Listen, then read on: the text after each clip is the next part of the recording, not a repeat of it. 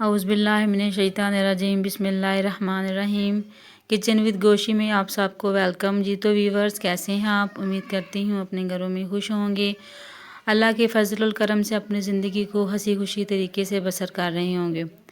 तो आज आप देख सकते हैं कि किचन विद गोशी में जो रेसिपी बनने जा रही है वो मटन रिलेटेड है। मटन का गोश्त और आलू बनाने जा रही हूँ मैं, यानी कि आलू गोश्त बनाने जा रही हूँ। उसके लिए आलू हमें चाहिए, प्याज, लहसुन और नमक, 1 चम्मच नमक और 1 चम्मच हल्दी ले ली है मैंने। एक बड़ी साइज़ का टमाटर ले लिया है। 1 केजी मैंने आलू ले लिए हैं बड़े साइज़ के, ये आप देख सकते हैं। और अब मैं इसमें मटन शामिल करने जा रही हूँ। मटन तकरीबन मेरा 1 किलो के करीब होगा। ये मैंने पानी में डाल दिया है। और अब मैं डाल रही हूँ प्याज। 2 बड़ी साइज़ के मैंने प्याज ले लिए थे, 2 बड़ी साइज़ के टमाटर। सबसे पहले मैं मटन को बॉयल करूँगी। बॉयल होने के लिए चीज़ें जा रही हैं। ये लहसुन चला गया और ये हल्दी और नमक, बाकी मिर्च वगैरह और जो दूसरे मसाला चाहते हैं वो मैं बाद में डालूँगी। इसे 15 मिनट के लिए बॉयल होने के लिए रखती हूँ, फिर आपको मैं इसकी लुक दिखाती हूँ 15 मिनट के बाद जी। तो ये आप देख सकते हैं कि 15 मिनट के बाद मैंने प्रेशर को ओपन किया है, तो मैं गोश्त जो था वो हमारा मुकम्मल तौर पर गाल चुका है। ये आप देख सकते हैं माशाल्लाह से टमाटर, प्याज, हमारे लहसुन सॉफ्ट हो गया, अच्छी तरह से मेल्ट हो गया, घुल गया अच्छी तरह से। इसके अंदर से जो मैंने ये पानी है वो स्टेन नहीं किया। इसी अभी थोड़ी थोड़ी जो कसर बाकी है गोश्त की, मुकम्मल तौर पर नहीं गला। तो इस पानी के अंदर मैं इसे थोड़ी देर भूनूंगी और इसी पानी के अंदर मैं मसाला जार डाल दूँगी। पानी भी खुश्क हो जाएगा और जो हमारा मटन की कसर है वो भी बाकी है, वो निकल जाएगी। तो मैं आपके सामने इसमें मसाला जार डालने लगी हूँ। ये आप देख सकते हैं कि मैं सुरख मिर्च का पाउडर डालने लगी हूँ।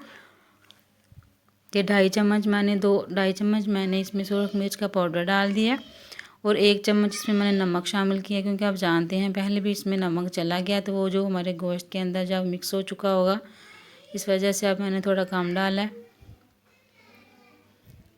जिसके ऊपर से मैंने थोड़ी सी यखनी निकाली थी, उसके अंदर भी हमारे जब हम इसके अंदर शामिल करेंगे तो वो भी हमारा जो नमक है वो उसके अंदर अच्छे बचेगा। बस मैंने थोड़ा सा यखनी इसके अंदर रहने दी थी कि जब मैं इसके अंदर मसालादार डालूं तो वो नीचे चिपके ना और गोश्त अच्छी तरह से मसाला लग जाए।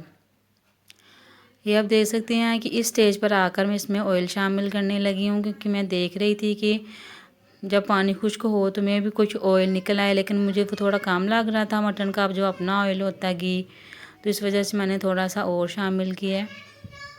अच्छी तरह से मैंने भूनूंगी ताकि जो हमारे मटन का कच्चापन है, जो स्मेल वगैरह हल्की सी होती है वो ख़त्म हो जाए, क्योंकि भुनने से ही गोश्त की फिर स्मेल जो है वो निकलती है।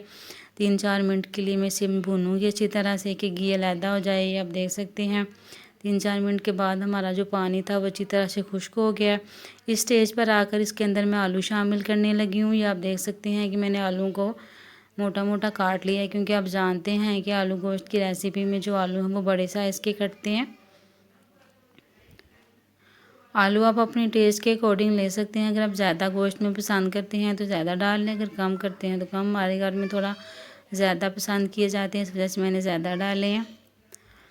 अब आप देख सकते हैं कि इसमें मैंने 2-3 मिनट के लिए आलू डाल के मज़ीद भूनना है। मैं ज़्यादा नहीं भूनूंगी, गोश्त हड्डियों से अलहदा ना हो जाए।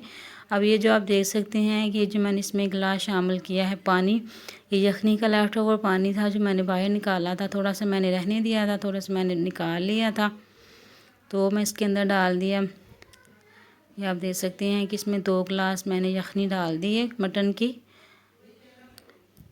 इसी के अंदर जो हमारा सालन है वो पक कर, और हमारा गोश्त तो ऑलरेडी पक चुका है, ये पक कर तैयार हो जाएगा। ये आप देख सकते हैं कि हमारा आलू और गोश्त का सालन माशाल्लाह से बन के तैयार हो चुका है। आई होप आपको मेरी ये रेसिपी पसंद आई। अगर पसंद आए तो मेरे चैनल को सब्सक्राइब करें, किचन विद गोशी को, बेल आइकन को दबाएं ताकि लेटेस्ट वीडियो आप तक पहुंचती रहें। तब तक के लिए मुझे इजाज़त दीजिए। अपना बहुत ज़्यादा ख्याल रखिएगा। अल्लाह आपको अपने घरों में खुश रखे। अल्लाह हाफिज़। अल्लाह निगहबान।